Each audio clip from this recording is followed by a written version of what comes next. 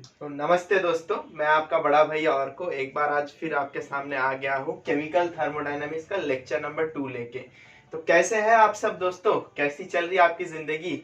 भैया एग्जाम्स आने वाले हैं, बहुत प्रेशर चल रहा है जिंदगी में दोस्तों। एग्जाम्स तो आते रहेंगे, 11 12 2 साल का है आपका, क्षण भर में निकल जाएगा दोस्तों। एग्जाम आते रहेंगे दोस्तों, मेहनत करते रहना है, डरना नहीं है। आपके एग्जाम्स हैं, फाइनल एग्जाम्स, मैं आपके साथ हूं, आपको टेंशन लेने की जरूरत नहीं है। तो चलिए दोस्तों, बिना समय गवाए आज लेक्चर नंबर 2 के बारे में शुरू करते हैं। तो दोस्तों, अगर आपको याद होगा, आपने मेरा पहला लेक्चर अगर देखा होगा, तो पहले लेक्चर में हमने आपको थर्मोडायनामिक्स की इंट्रोडक्शन दी थी दोस्तों, कि इंटेंसिव प्रोसेस क्या होते हैं, एक्सटेंसिव प्रोसेस क्या होते हैं, सिस्टम, सराउंडिंग, बाउंड्री के बारे में दोस्तों मैंने वो आपको समझाया था। उसके बाद मैंने आपको समझाया था दोस्तों कि specific heat capacity, molar specific heat capacity, जो अक्सर बच्चे डर जाते हैं दोस्तों कि capital CV, sir capital CV और स्मॉल सीवी में डिफरेंस क्या है, CP minus CV equals to R, जो रिलेशन मैंने यहाँ पे लिखा है आपने बहुत जगह में देखा होगा, आपने अपने कोचिंग इंस्टीट्यूट में देखा होगा, बहुत सी किताबों में देखा होगा। लेकिन ये जो CP minus CV equals to R है, तो ये आप क्या कह सकते हैं कि ये कैपिटल सीवी है या स्मॉल सीवी है? खैर, उससे पहले कैपिटल सीवी क्या है और स्मॉल सीवी क्या है, डिग्री ऑफ फ्रीडम क्या है, आइसोथर्मल प्रोसेस क्या है, रिवर्सिबल प्रोसेस क्या है, ये सब बातें मैंने आपको पहले लेक्चर में सिखाई थी दोस्तों। तो चलिए दोस्तों, बिना समय गवाए अब आपके वो नेक्स्ट पे आता हूं अभी। चलिए दोस्तों, शुरू किया जाए आज का लेक्चर। दोस्तों, सबसे पहले मैं आपको मोस्ट कंफ्यूज टॉपिक के बारे में बताना चाहूंगा कि कैपिटल सीवी क्या है, स्मॉल सीवी क्या है। अब जिन्होंने मेरा पहला लेक्चर देखा होगा उन्हें पता होगा, भूल भी गए होंगे तो कोई दिक्कत नहीं, आपका बड़ा भैया है आपके साथ में।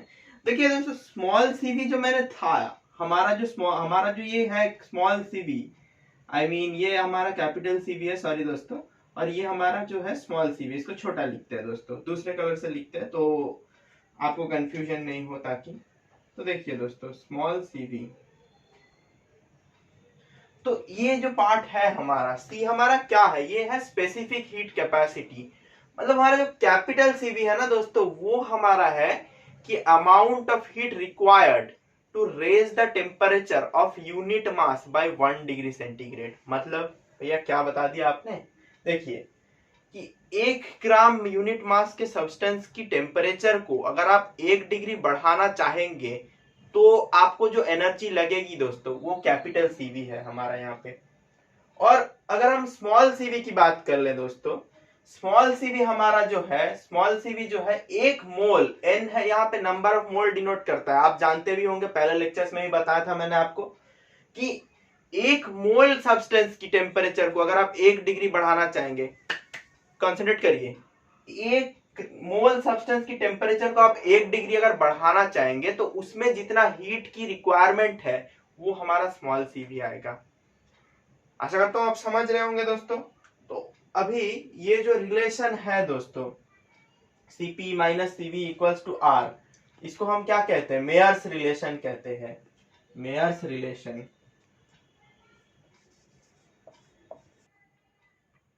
तो ये आप जानते भी होंगे, ये कैपिटल सीपी है, ये कैपिटल सीपी है।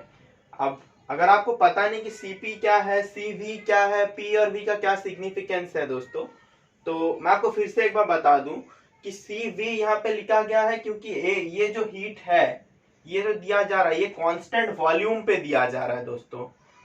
1 ग्राम सब्सटेंस की टेम्परेचर को 1 डिग्री बढ़ाना है, मगर वो कांस्टेंट वॉल्यूम पे हमें बढ़ाना है, इसलिए सीवी।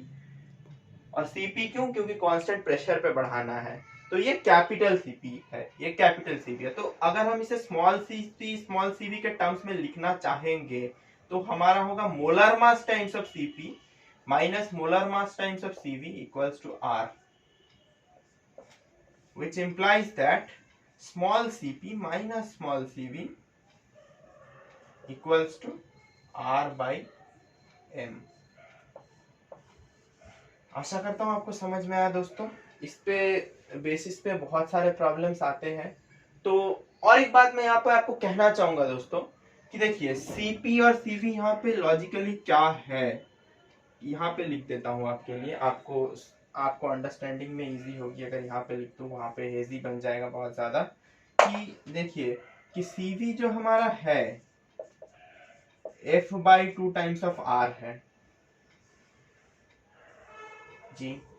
CP हमारा जो है दोस्तों, ये हमारा है F/2 + 1 टाइम्स ऑफ R है। मैं रिपीट भी करूंगा, CP हमारा है F/2 times of R, CV हमारा है F/2 + 1 टाइम्स ऑफ R। तो F हमारा क्या है दोस्तों? F हमारा है degree of freedom, degree of freedom.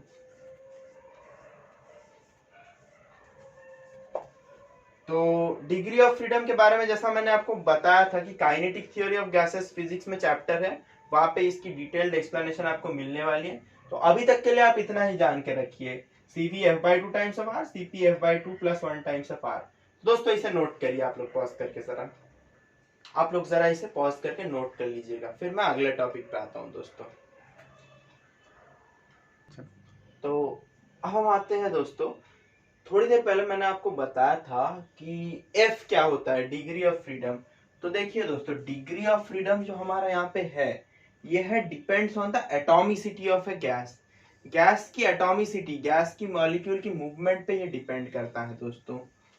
और यहाँ पे हम एक नया टर्म, एक रेशियो डिफाइन करते हैं दोस्तों, गामा। ये जो गामा है ये क्या रेशियो है? CP/CV। स्मॉल CP हो सकता है, कैपिटल CV भी हो सकता है दोस्तों। CP/CV हम जो रेशियो यहाँ पे डिफाइन करते हैं दोस्तों, वो होता है यहाँ पे गामा। तो एक टेबल मैंने यहाँ पे आपके लिए बना रखा है। भैया आप डरा रहे हैं हमें, क्या कर रहे हैं? नहीं दोस्तों, बिल्कुल नहीं, ऐसा नहीं, बिल्कुल नहीं, मैं क्यों डराऊंगा आपको। देखिए दोस्तों, इससे पहले मैं आपको एक बात बता दूं कि डिग्री ऑफ फ्रीडम के बारे में जब मैं आपको बताऊंगा तो मैं बहुत डिटेल में नहीं बताऊंगा कि रोटेशनल डिग्री ऑफ फ्रीडम क्या है, वाइब्रेशनल क्या है, वो आपके फिजिक्स का पार्ट है। तो एक जो चीज मैं आपको यहाँ बताने वाला हूँ कि 3 टाइप के हम गैसेस कंसिडर कर रहे हैं यहाँ पे, मोनो एटॉमिक, डायटॉमिक और पॉली एटॉमिक दोस्तों। तो मोनो एटॉमिक जो गैस है, यहाँ पे F की जो वैल्यू होती है, I mean degree of freedom की जो वैल्यू होती है दोस्तों, वो होती है 3। सिमिलरली जो डायटॉमिक के केस में होता है दोस्तों, वो होता है 5, और पॉली एटॉमिक के केस में जो होता है वो होता है 6। तो अब हम क्या करते हैं दोस्तों कि CV जो है, हमने पहले आपको बताया था F/2 टाइम्स ऑफ R होता है। CP जो होता है, अब अगर आप वो पुराने मेयर्स रिलेशन से ही निकाल लीजिए, आप F/2 + 1 टाइम ऑफ R भी कर सकते हैं दोस्तों, या मेयर रिलेशन से CP - CV = R था, तो आप CV को उस साइड लेके आ गए, तो CP = CV + R हो गया। और गामा, ये टेबल दोस्तों बहुत इंपॉर्टेंट है आगे जब आप न्यूमेरिकल करने वाले हैं। लाइक पिछले बार JEE मेन 2020 में जनवरी के, याद आ रहा है कि 8 और 9 जनवरी के फर्स्ट शिफ्ट में दोस्तों, एक एक सवाल न्यूमेरिकल सेक्शन में डायरेक्ट आया था, यहाँ से गामा की वैल्यू पे डायरेक्ट आया था। तो दोस्तों मैं बताने वाला हूं कि देखिए, अब CV जो हमारा था F/2 टाइम्स ऑफ R, तो 3/2 टाइम्स ऑफ R हो गया यहाँ पे। और इसका CP की जो वैल्यू हो गई CV + R, मतलब 3/2 + R, मतलब 3/2 + R हो गया 5/2।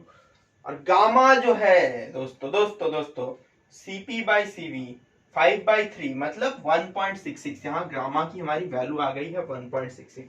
सिमिलरली डायटोमिक के लिए 5/2 R, 7/2 R, 7/5 1.4। तो एक यहाँ पे इंपॉर्टेंट सवाल यहाँ पे जो उठ के आता है कि आप यहाँ पे हमें डिक्रीजिंग ऑर्डर हमें बताइए। किस चीज का डिक्रीजिंग ऑर्डर भैया? देखिए आप हमें गामा का डिक्रीजिंग ऑर्डर बताइए, क्योंकि आप जब आइसोथर्मल प्रोसेस पे वर्क डन कैलकुलेट करेंगे या एडियाबेटिक प्रोसेस पे वर्क डन कैलकुलेट करेंगे, ग्राफ के थ्रू करिए कि इक्वेशन के थ्रू करिए दोस्तों, आपको गामा की बेहद जरूरत पड़ेगी। तो जो रिलेशन है कि gamma of mono, dia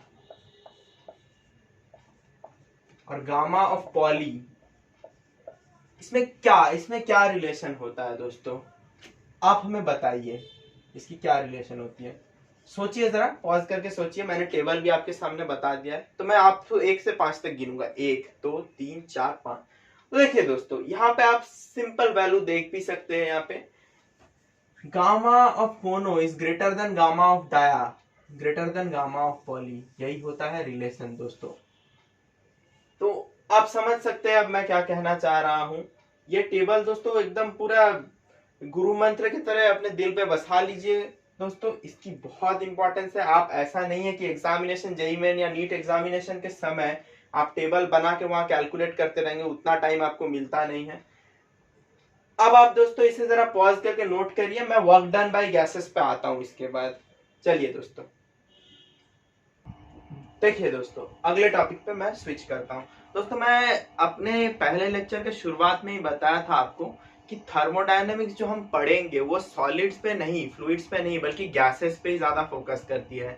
11th की थर्मोडायनेमिक्स आप केमिस्ट्री की पकड़ लीजिए, चाहे फिजिक्स की पकड़ लीजिए, गैसेस पे ही आपका मेन फोकस रहता है दोस्तों। अब देखिए, work done bye a gas जो हमारा अगला टॉपिक है दोस्तों। तो वर्क हम बचपन से क्या पढ़ते आए हैं, फोर्स इनटू डिस्प्लेसमेंट पढ़ते आए हैं। अब जो हमारी परसेप्शन है वर्क के बारे में दोस्तों, तो ये थोड़ा चेंज होने वाला है कि वर्क हमारा अब क्या होगा, एनर्जी एक्सचेंज है दोस्तों। एनर्जी एक्सचेंज होगा, किस फॉर्म में होगा, अगर कोई टेम्परेचर का डिफरेंस रहे, कि अगर कोई और मीडियम पे डिफरेंस रहे, अगर कोई वॉल्यूम का डिफरेंस रहे, कोई प्रेशर चेंज रहे, तो अब जो हमारा वर्क डन का परसेप्शन है वो यही रहेगा। तो वर्क डन दोस्तों दो टाइप के होते हैं, एक मैकेनिकल होता है वर्क डन, एक होता है हमारा नॉन मैकेनिकल वर्क डन। तो आपको मैकेनिकल वर्क डन के बारे में आपने बचपन में पढ़ा है, जो हमारा जो फिजिकल वर्क डन हो गया दोस्तों, इलेक्ट्रोस्टैटिक वर्क डन हो गया दोस्तों, ग्रेविटेशनल वर्क डन आप पकड़ लीजिए। और नॉन मैकेनिकल वर्क डन पे क्या आता है पता है दोस्तों, हीट एक्सचेंज, जो हमारे यहाँ पे सबसे ज्यादा जरूरी है।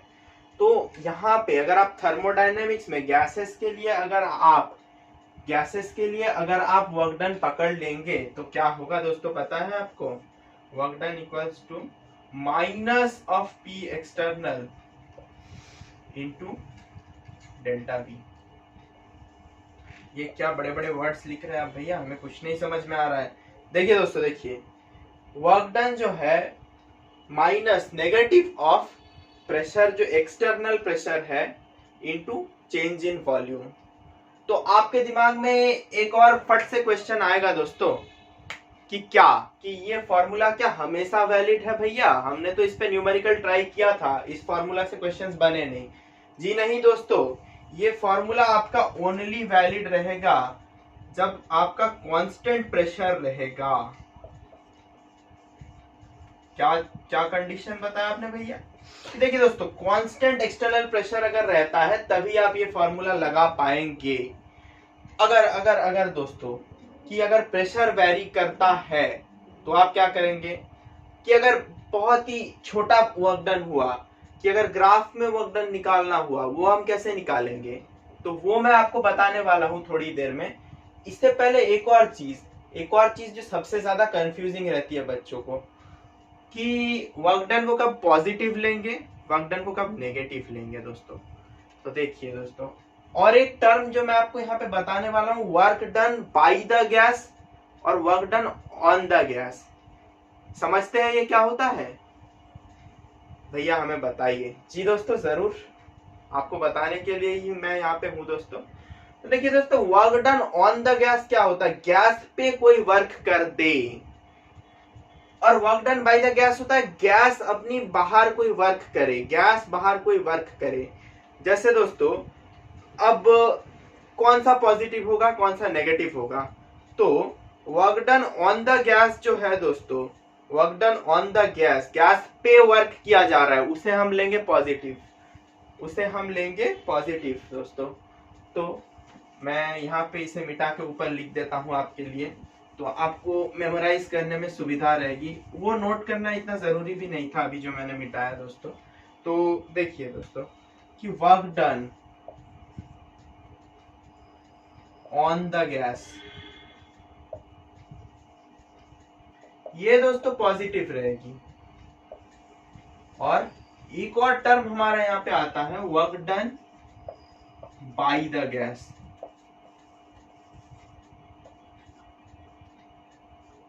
ये हमारी होगी नेगेटिव।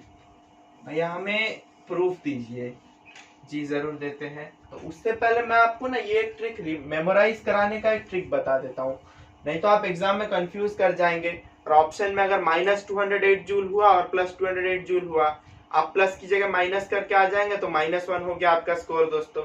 आप माइनस करेंगे आपका स्कोर भी माइनस हो जाएगा। देखिए दोस्तों सुनिए, work done on the gas. तो अब आप सोच लीजिए बैंक बैलेंस के बारे में सोच लीजिए। आपके बैंक में शायद 10,000 रुपए है, बैंक अकाउंट में आपके 10,000 रुपए। अरे भैया 10,000 रुपए, वाह मैं तो मस्ती कर लूंगा 10,000 में। नहीं नहीं दोस्तों, टॉपिक से भटकिए मत।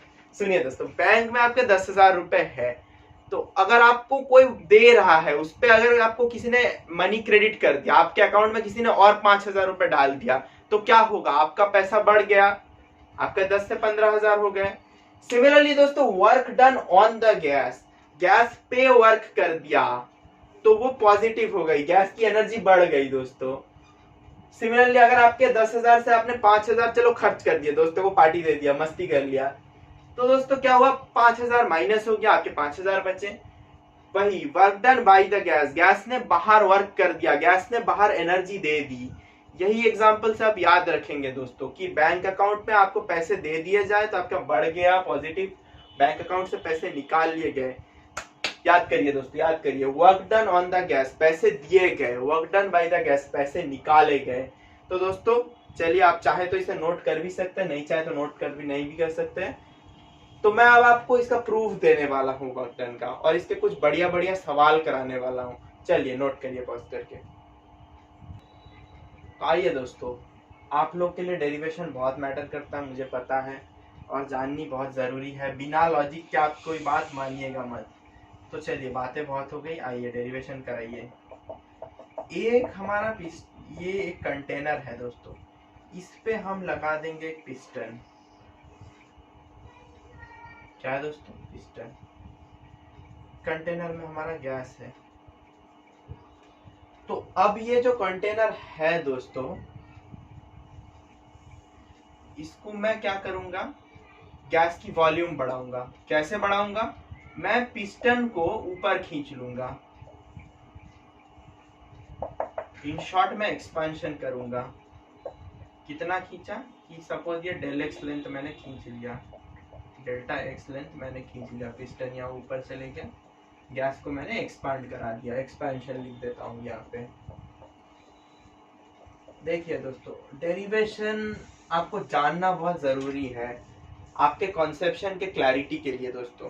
तो ये हो गया। तो वर्क डन अगर हम अपने कन्वेंशनल पुराने डेफिनेशन जो आपने 9th-10th में पढ़ा था उस हिसाब से अगर हम जाते हैं, तो वर्क डन जो हमारा था फोर्स इंटू डिस्प्लेसमेंट था।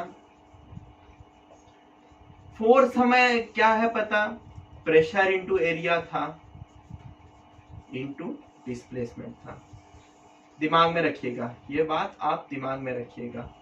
तो अगर हम इसे जूम करते हैं यहाँ पे, मतलब सपोज मैं आपको यहाँ पे बना के दिखाता हूँ इसकी क्रॉस सेक्शनल व्यू।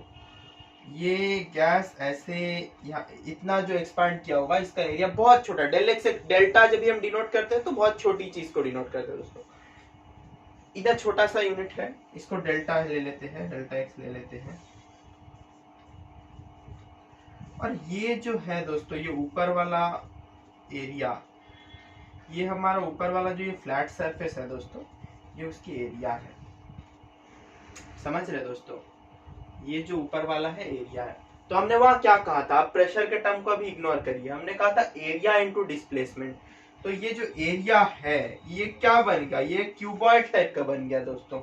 तो यहाँ पे अगर एरिया इंटू ये डिस्प्लेसमेंट अगर करते हैं, तो isn't it volume which is coming from here? Isn't it change in volume? बहुत बड़ा वॉल्यूम तो है नहीं, छोटी वॉल्यूम है। तो isn't it del v which is coming from here? देखिए दोस्तों, ये जो एरिया इंटू डिस्प्लेसमेंट है, छोटा सा एरिया, एरिया लेंथ इंटू जो इसकी सरफेस एरिया है, एरिया क्यूबॉइड की एरिया क्या थी? तीनों साइड की प्रोडक्ट होती थी, length into breadth into height. तो वो ऊपर वाला जो फ्लैट सरफेस था वो लेंथ इंटू हाइट की एरिया ही है, ये एरिया की वैल्यू, और जो हाइट है ये डेल एक्स हो गया। तो डिस्प्लेसमेंट इंटू जो एरिया है वो हमारा वॉल्यूम। तो फाइनली दोस्तों मैंने जो आपको कहा था P इंटू डेल्टा V आ गया है। साइन कन्वेंशन के लिए हमारा माइनस होता है, और पी जो होता है हमारा क्या, एक्सटर्नल प्रेशर। तो अब मैं समझ सकता हूं कि आप समझ गए होंगे कि क्या प्रूफ हुआ और कैसे ये पी डेल्टा भी हुआ। तो अब जो इम्पोर्टेंट मैं बात आपको बताने जा रहा हूं दोस्तों, आप लोग जरा उसे नोट कर लीजिएगा वीडियो को पीछे करके, मैं आपको कहना भूल गया। देखिए दोस्तों कि वर्क डन का जो फॉर्मूला था minus P external delta we. तो अब आप समझिए एक्सपेंशन में क्या होता है। एक्सपेंशन मतलब क्या, गैस की वॉल्यूम आपकी मतलब 5 लीटर थी, उससे आपने 10 लीटर कर दिया, तो आपका V2 माइनस V1 होगा। डेल्टा V तो कुछ नहीं, nothing but V2 minus V1, मतलब 10 माइनस 5। तो ये जो वैल्यू है आपकी पॉजिटिव आएगी। तो पॉजिटिव इंटू नेगेटिव तो क्या आएगा, फाइनली नेगेटिव ही आएगा। तो दोस्तों एक्सपेंशन के केस में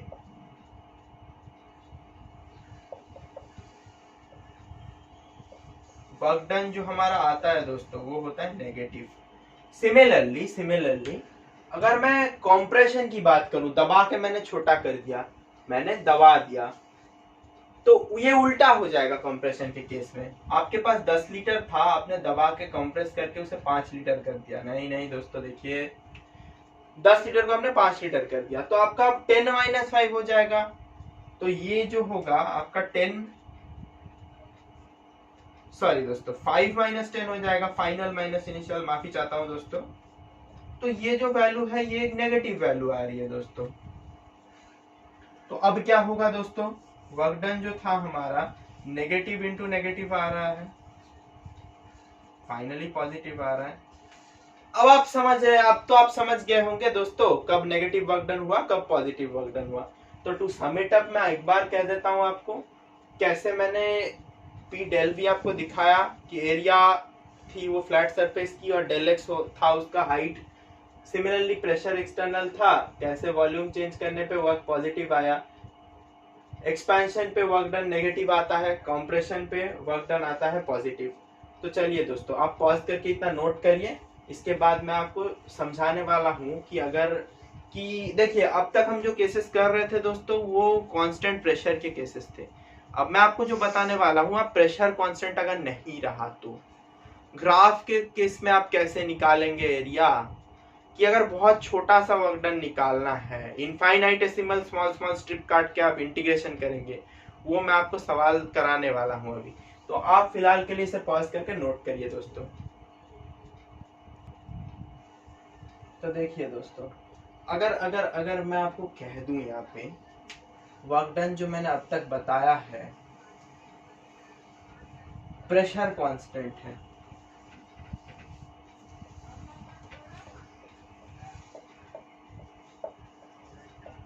ये सब आप जानते हैं दोस्तों, ये सब आप जानते हैं। तो दोस्तों अगर अगर अगर प्रेशर हमारा अगर वेरिएबल आ जाता है, वेरिएबल प्रेशर के केस में दोस्तों, प्रेशर वेरिएबल, तो दोस्तों यहाँ पे एक एक्सेप्शन की बात आती है। कॉम्पिटिटिव है दोस्तों, एक्सेप्शन तो पढ़ना ही पड़ेगा सिलेक्शन पाने के लिए। यहाँ पे जो वर्क डन है ना दोस्तों, माइनस पी एक्सटर्नल, ये होगा हमारे ब्रैकेट के बाहर, V1 से V2 फाइनल वॉल्यूम से इनिशियल वॉल्यूम इंटीग्रेट करेंगे dV। बात की गहराई को समझिए दोस्तों, प्रेशर एक्सटर्नल को हम बाहर कंसीडर करेंगे और V1 से V2 तक हम इंटीग्रेशन करेंगे दोस्तों। तब जाके हमें समझ में आएगा कि जब आप प्रेशर आपका वेरिएबल हो जाता है। और आप एक बात सपोज करिए कि अगर आपको ग्राफ दे दिया जाए, कि ग्राफ में अगर आपको दे दिया जाए कि देखिए यहाँ पे प्रेशर है, वाई एक्सिस पे ऑलवेज हम प्रेशर मानते हैं, एक्स एक्सिस पे वॉल्यूम मानते हैं। 2 ATM हो गया, 4 ATM हो गया, इधर से एक लाइन ले लिए, इधर 1 लीटर हो गया, इधर 3 लीटर हो गया। आप वर्क डन बताइए, यहाँ पे आप P external into delta we कर दीजिएगा और आपका आंसर हो गया गलत। क्या कह रहे हैं आप भैया, कैसे करेंगे? वही तो मैं आपको कहने जा रहा हूं दोस्तों, ऐसे नहीं होने वाला ये मेथड। ये इस पे जेईई मेंस पे सवाल आता है, हर साल आता है। तो ये अगर ग्राफ का केस दे दिया जाए, graph, in case of graph, work done is area under the curve, इसका क्या मतलब है सर? जी सर, बिल्कुल बताते हैं। सुनिए, अब बात को ध्यान से सुनिए। देखिए, ये जो लाइन है दोस्तों,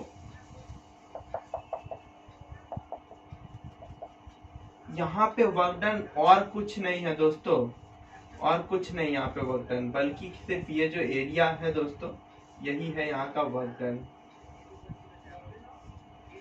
एरिया अंडर द कर्व, ये जो ट्रेपीजियम यहाँ पे हमारा बन रहा है दोस्तों, यही इसका वर्क डन बनता है। तो कैसे निकालेंगे एरिया? वर्क डन हो गया हमारा हाफ इंटू पैरेलल साइड्स का सम, 2 + 4 इंटू हाइट, 3 - 1, 0 से नहीं लीजिएगा दोस्तों, 3 - 1। तो अब आपका हो गया 2 से 2 यहाँ चला गया 6। अब आप जूल नहीं लिख दीजिएगा, यहाँ पे प्रेशर हमारा था एटीएम में और ये वॉल्यूम हमारा था लीटर में, तो 6 एटीएम लीटर। बट भैया आंसर तो हमें चाहिए जूल्स में, ये आप क्या बता रहे हैं? ऐसे यूनिट से हम क्या करेंगे? देखिए दोस्तों, अब मैं आपको जो रिलेशन बताने वाला हूँ वो आप अच्छे से लिखेंगे। ये वो वाला रिलेशन नहीं जो आप लोग स्कूल में करते हैं दोस्तों, वो नहीं। देखिए सुनिए, यहाँ पे 1 ATM litre equals to 101.3 joules. बहुत इंपॉर्टेंट बात है दोस्तों, 1 एटीएम लीटर इज 101.3 जूल्स, तो मतलब 6 × 101.3, यही हमारा आंसर होगा दोस्तों। वो सवाल और ये प्रोसेसेस पॉज करके नोट करिए, मैं अगले सवाल पे आता हूँ। चलिए दोस्तों, आइए दोस्तों, अब एक प्रीवियस ईयर के सवाल पे आते हैं दोस्तों। तो मैं आपको इतनी देर से ग्राफ की बातें बता रहा था दोस्तों, तो आइए ग्राफ का सवाल देखते हैं। देखिए, ग्राफ है, एक पीवी ग्राफ है। वाई एक्सिस पे मैंने प्रेशर रखा है, एक्स एक्सिस पे मैंने वॉल्यूम रखा है। तो देखिए दोस्तों, ये जो है एटीएम पे वैल्यू है और इसकी जो वैल्यू है लीटर्स पे है, उसे आप बाद में जूल में चेंज कर लीजिएगा अपने कन्वीनियंस के हिसाब से। तो यहाँ पे दोस्तों पहला जो प्रोसेस हुआ है पॉइंट ए से, ये जो हमारा पॉइंट ए है, यहाँ पॉइंट बी क्या है? ए से बी हमारा पहला प्रोसेस है, दूसरा प्रोसेस है बी से सी, तीसरा प्रोसेस है सी से। ये प्रोसेस क्या है आप कह सकते हैं? What is the name of this process? I told you this in my previous lecture. So this process is named as cyclic process. आपको याद होगा, पिछले लेक्चर में मैंने कहा था दोस्तों। तो अब आप बताइए, क्वेश्चन यहाँ पे find work done in process A B, WAB, WBC, WCA और WABCA क्या होगा? आप लोग इसे पॉज कर क्वेश्चन को पहले नोट करिएगा अच्छे से दोस्तों, वीडियो को पॉज करके क्वेश्चन को नोट करिएगा और इसे अच्छे से 10 मिनट अपना दिमाग लगाइए, ट्राई करिए। उसके बाद तो मैं हूँ सोल्यूशन बताने को आपको। तो मैं 5 तक गिनूंगा, 1 2 3 4 5। आशा करता हूँ आपने बना लिया होगा क्वेश्चन। तो चलिए दोस्तों, मैं पहले अब शुरू करता हूँ सोल्यूशन पे। अगर हम आते हैं वर्क डन ए बी पे, तो दोस्तों वर्क डन ए बी जो, अगर आप एरिया के लॉजिक से जाएंगे कि आपने तो भैया बताया था कि ग्राफ में वर्क डन होता है एरिया अंडर द कर्व, तो एरिया के लॉजिक से अब आप जाएंगे तो हो गया लाइन का जो एरिया होता है 0, तो वर्क डन हमारा यहाँ पे हो गया 0। और अगर आप चाहे प्रूफ करने की क्यों 0 हुआ, तो वो भी आप करके दिखा देता हूँ आपको मैं। देखिए, वर्क डन हमारा क्या था? P एक्सटर्नल, उसके साथ में डेल्टा V का प्रोडक्ट। देखिए डेल्टा V क्या है? यहाँ पे A से B, पॉइंट A पे भी V की वैल्यू 1 है, पॉइंट B पे भी V की वैल्यू 1 है, तो वॉल्यूम चेंज क्या हुआ? 1 - 1 and that's equals to 0. So work done in process AB is 0. समझ में आया दोस्तों? तो आइए अब दूसरे प्रोसेस पे आते हैं, वर्क डन BC पे आते हैं। देखिए दोस्तों, BC का जो प्रोसेस है दोस्तों, इसमें वॉल्यूम चेंज हुआ है, प्रेशर कांस्टेंट है, प्रेशर कांस्टेंट है। यहाँ पे वो P external into delta V का फॉर्मूला, यहाँ पे आप काम लगा सकते हैं। देखिए प्रेशर कांस्टेंट है, प्रेशर आपको कांस्टेंट दिख जाए, आंख बंद करके आप प्रोसेस लगा लीजिए। और ये सब पार्ट के प्रोसेसेस है, ए से बी, बी से सी, सी से ए, पार्ट के है। पूरे प्रोसेस की बात अभी मैं नहीं कर रहा हूँ। तो देखिए बीसी में क्या होगा, प्रेशर हमारा 6 है और वॉल्यूम कहाँ से कहाँ चेंज हो रहा है दोस्तों। देखिए यहाँ पे जो था 3 minus 1, final minus initial, 12 ATM litre. Hope you understand दोस्तों। तो आइए दोस्तों अब आते हैं CA पे, वर्क डन इन CA। अब दोस्तों देखिए CA पे जो प्रोसेस है ना दोस्तों, यहाँ पे C पे जो प्रेशर था और A पे जो प्रेशर है दोनों वेरी कर रहे हैं। तो अब आप क्या करेंगे यहाँ पे दोस्तों, यहाँ पे आपका प्रेशर भी वेरी कर रहा है, यहाँ पे आपका वॉल्यूम भी वेरी कर रहा है। अब मैंने आपको जो फॉर्मूला कहा था दोस्तों, चुपचाप आप लगा दीजिए एरिया अंडर द कर्व। पिछले फॉर्मूला पे ही दिखाया था, पिछले क्वेश्चन पे ही आपको समझाया था दोस्तों मैंने। यहाँ से आप लाइन ड्रैग करिए सीधा, थोड़ा सा 3 को इधर साइड करके लिख देते हैं। ये जो है एरिया ट्रेपेजियम का,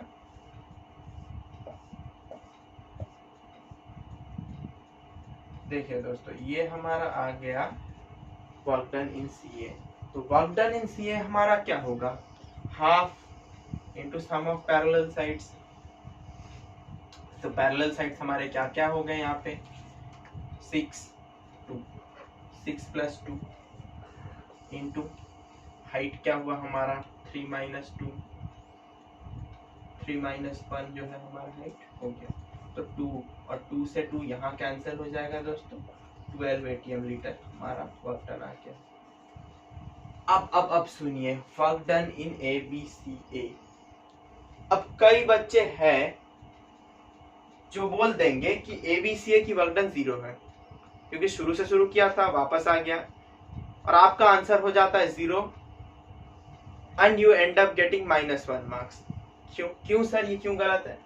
अरे दोस्तों याद करिए, पिछले लेक्चर में आपको मैंने कहा था कि वर्क डन जो होता है दोस्तों वो पाथ फंक्शन होता है, स्टेट फंक्शन नहीं। अब पाथ फंक्शन आपको अगर याद हो कि पाथ फॉलोड पे डिपेंड करता है, स्टेट फंक्शन पे नहीं, कि इनिशियल और फाइनल पोजीशन पे डिपेंड करता है। आप मेरा पहला लेक्चर देखिए थर्मोडायनामिक्स का, आपको समझ आएगा। यहाँ पे भी दोस्तों आपको सेम लॉजिक लगाना है, आपको एरिया अंडर द कर्व निकाल देना है। तो ये एक राइट एंगल ट्रायंगल है दोस्तों, आप राइट एंगल ट्रायंगल की एरिया यहाँ चुपचाप से निकाल दीजिए। वर्क डन इन ABCA हाफ इनटू बेस की जो वैल्यू है कितनी है, 6 माइनस 2 जो है बेस की वैल्यू, और यहाँ हाइट की वैल्यू कितनी है दोस्तों 2 यूनिट्स, 4 ATM लीटर। ये हो गया सवाल हमारा। इसे अच्छी तरह आप पॉज करके नोट करिएगा दोस्तों। और इसी के साथ हम आपके इस लेक्चर की समाप्ति पे आते हैं। आज का आपका लेक्चर मैं छोटा रखता हूं दोस्तों, क्योंकि एग्जाम्स आ रहे हैं। और अगले लेक्चर में मैं आपको दोस्तों करके दिखाने वाला हूं कि आइसोथर्मल प्रोसेस में वर्क डन को हम कैसे डिराइव करेंगे, एडियाबेटिक में कैसे, आइसोकोरिक में वर्क डन कैसे डिराइव करेंगे। और उसी के साथ मैं आपको फर्स्ट लॉ ऑफ थर्मोडायनामिक्स की बिगिनिंग देने वाला हूँ। अगला लेक्चर हमारा कल ही आने वाला है दोस्तों, रात के 12 बज चुके हैं, बहुत टाइम हो गया दोस्तों। तो चलिए दोस्तों आज का लेक्चर यहीं समाप्त करता हूँ। अच्छे से पढ़ाई करते रहिएगा। पहले आप लेक्चर को अच्छे से नोट्स को एक बार रिवाइज करिएगा, उसके बाद आप NCERT या प्रदीप पे जाइएगा, उसके बाद आप कॉम्पिटिटिव की बुक पे जाइएगा। आपको बहुत बार कह चुका हूँ मैं। तो चलिए, वीडियो अगर पसंद आए तो लाइक करिए, शेयर करिए, सब्सक्राइब करिए, अपने दोस्तों के साथ फैलाइए, दोस्तों को हेल्प करिए। अगर आप दूसरों का भला करेंगे तो भगवान आपका कभी भला करेगा दोस्तों। दोस्तों के साथ शेयर करिए। आपके जो दोस्तों को केमिस्ट्री में प्रॉब्लम है आप शेयर करिए। आपको जो नया टॉपिक चाहिए दोस्तों वो आप मुझे कमेंट सेक्शन में बताइए, मैं उस पर वीडियो बनाने वाला हूँ। और जल्द ही मैं अपने लिए 1 शॉट सीरीज लाने वाला हूँ आप लोगों के लिए, कि JEE नीट में बहुत सुविधा होगी आपको, कि एक वीडियो में पूरा चैप्टर की बात समझा दूंगा और अगले वीडियो में आपको प्रीवियस ईयर क्वेश्चंस करा दूंगा। तो इससे अगर जो 12th के अभी बच्चे अपियर कर रहे हैं या ड्रॉप ईयर के जो बच्चे हैं उनको बहुत सुविधा होगी इससे। तो चलिए दोस्तों आते हैं वीडियो के समाप्ति पे। Please subscribe to my channel दोस्तों। चलिए नमस्ते दोस्तों।